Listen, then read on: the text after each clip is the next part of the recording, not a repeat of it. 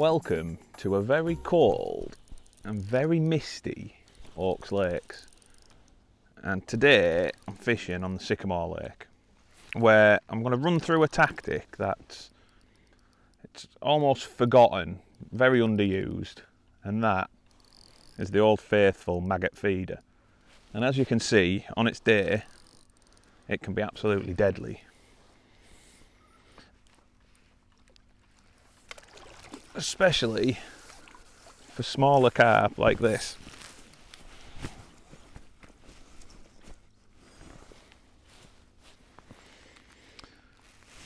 So today I'm aiming to run through the setup, the bait, and how to go about effectively fishing the maggot feeder to make the most out of your day.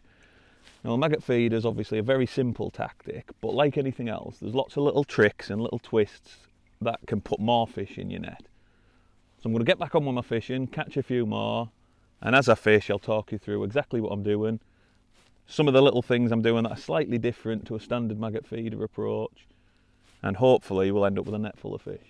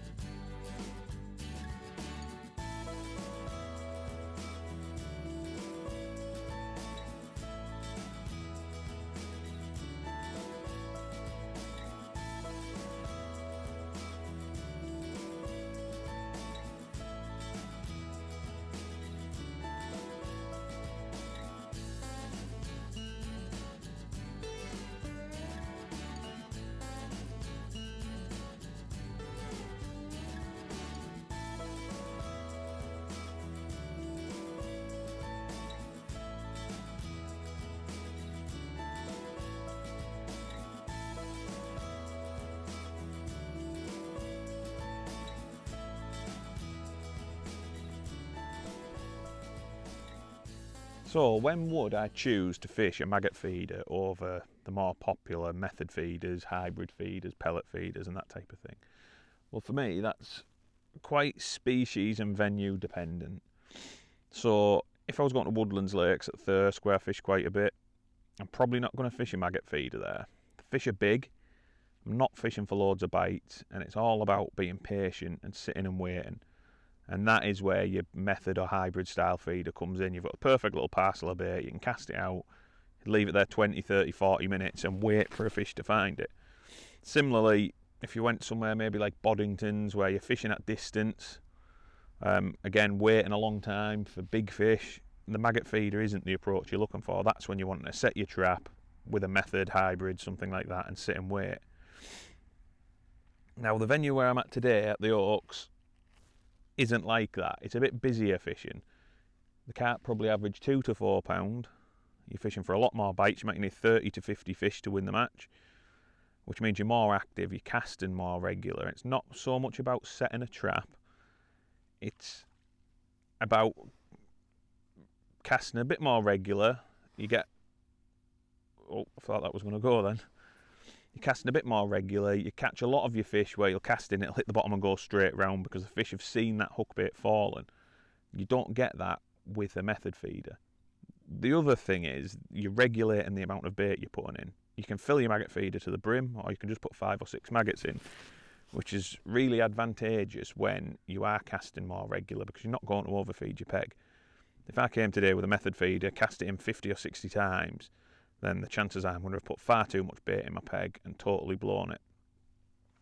So the ideal venue is somewhere like this. You're fishing for small carp, you're fishing for F1s, maybe a few quality silverfish as well. Meaning it's busier fishing, you can be having sort of 4, 5, 6 minute casts, keep a little bit of bait trickling in, and search around your peg slightly.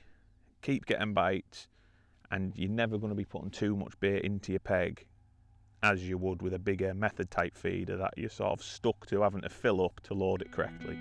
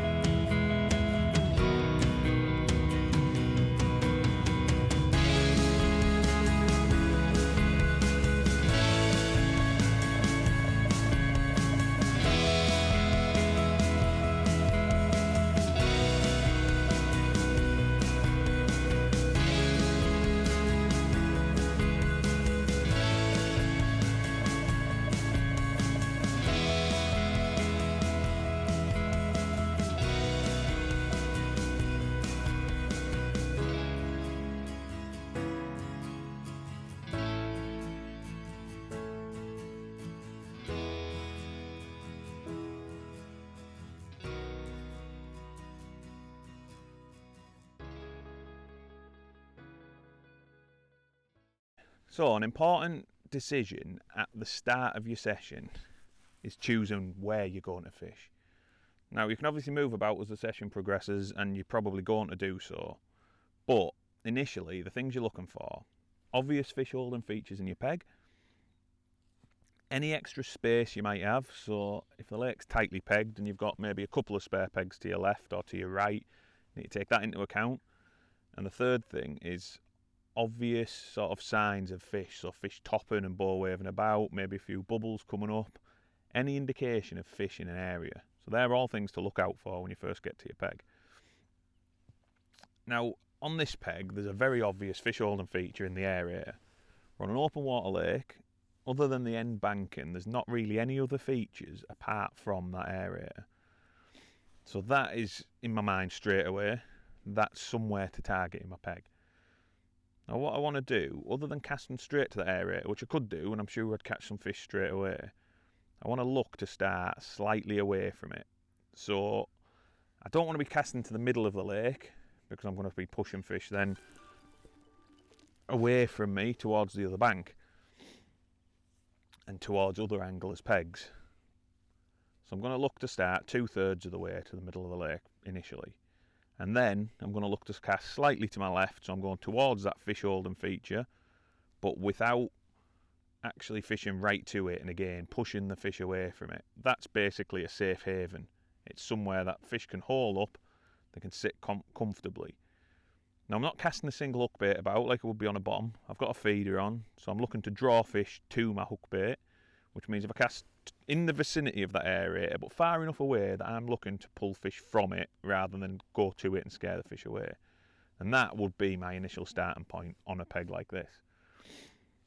Now, the next thing I mentioned, space. So if the lake's tightly pegged, there's a lot of people on it, and then you've got a spare peg, 2 spare pegs to your left or your right, or maybe an end peg and there's no one to one side of you, fish naturally want to back off and sit in space. And with the pressure of being fished for, that's where they're probably going to end up. Now, a day like today is an ideal example of this, because I'm sat on the lake by myself, and you can tell the fish are moving away from me. They don't want to be sat in front of me where I'm casting, because it's the only bit of disturbance on the lake. And those fish here at the start, topping and moving about, and they're now moving about up this way, they're moving about up this way, just out of the way of me. And that same thing happens in a match. So if you've got some space, you need to exploit it.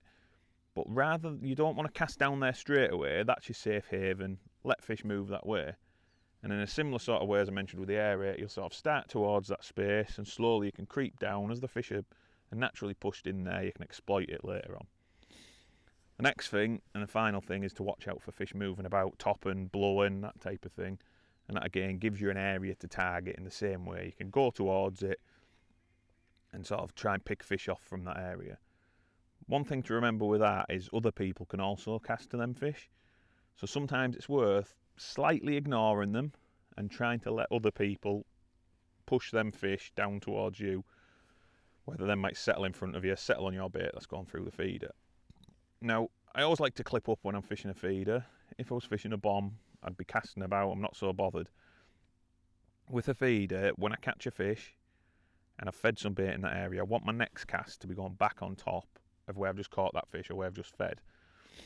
So I'll look to have maybe 5 or 6 casts, there might be 4 or 5 minutes each, in the same area, and then I'll make my decision if I'm going to move, if I'm not going to move. If I'm getting regular signs and regular bites, then obviously I'll keep casting at the same spot. My next gambit then will be to start another line on the same clip. So I'm not going further out into the lake, I'm just moving the direction of my cast. What that allows me to do is come back to my original line where some fish might have settled on the bait. Now, for me, that's a bit like what you do with a pole. You might start off fishing a pole in front of you, then moving a line to your left. You can always come back to your original line, see if any fish have settled there. And if you think of your feeder like your pole fishing and just try to replicate it, that's somewhere you're never going to go far wrong.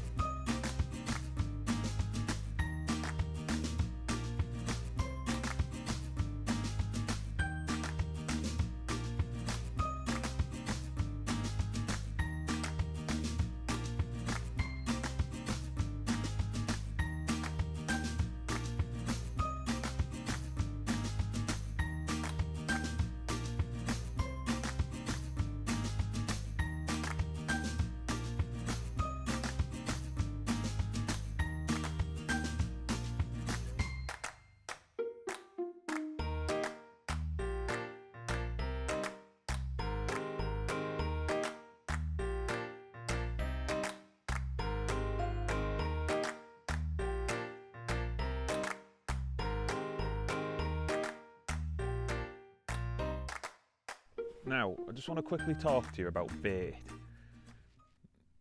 Now, that might seem a bit of a stupid thing to talk about when we're fishing a maggot feeder. Obviously, your bait choice is maggots. So, first up, yep, we've got our maggots. Nice mix of reds and whites. Nice fresh ones as well, so they'll come out with your feeder easy. Put some of them in your feeder, 2 or 3 maggots on your hook, away you go.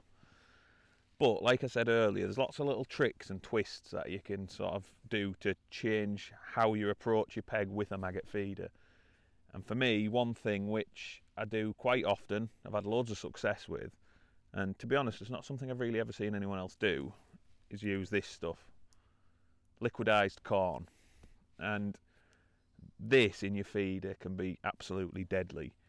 All I do is get it, put it in a food processor, a blender, whiz it up until it's basically like a soup.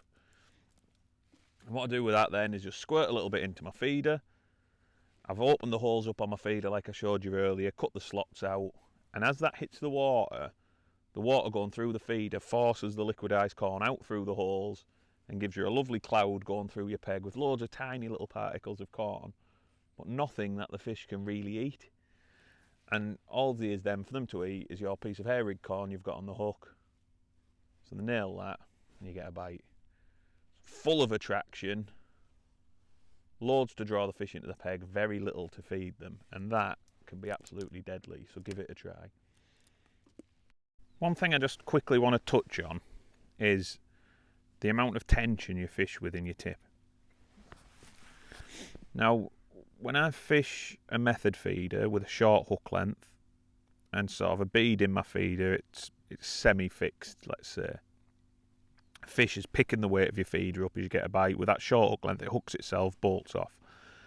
And I'll often fish with my tip almost totally slack because I know when a fish picks that hook bait up, it's going to pick my feeder up and hook itself. Now with this maggot feeder, it's a bit different. First of all, you've got a longer hook length, anywhere from sort of 12 inches to maybe 3 foot. Secondly, my feeder is very light, so the fish is unlikely to pick my hook length up, pick my feeder up and hook itself against it. So for that reason, I like to fish with a really good bend in my tip. So I'll cast in, sink my line and tighten right up to my feeder. And that way, the fish is going to hook itself against my rod.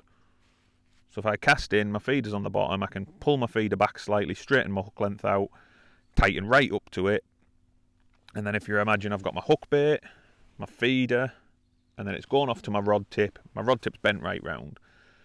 As soon as a fish picks my hook bait up, it's going to bolt against my rod tip rather than my feeder, meaning it's going to hook itself. And you'll either see the rod double round, or quite often you'll get a very sharp pull and it'll drop back slack, and the fish is on.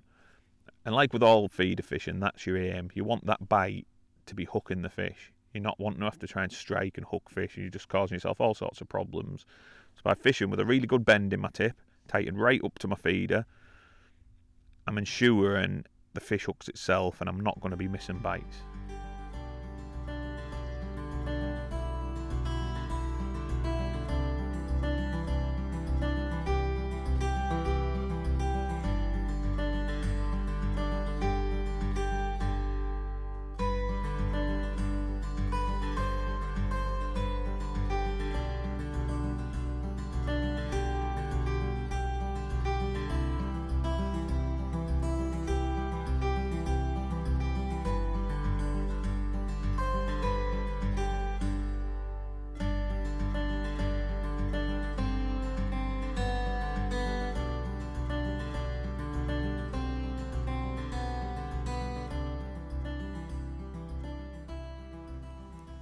Well, great day again here at the Oaks.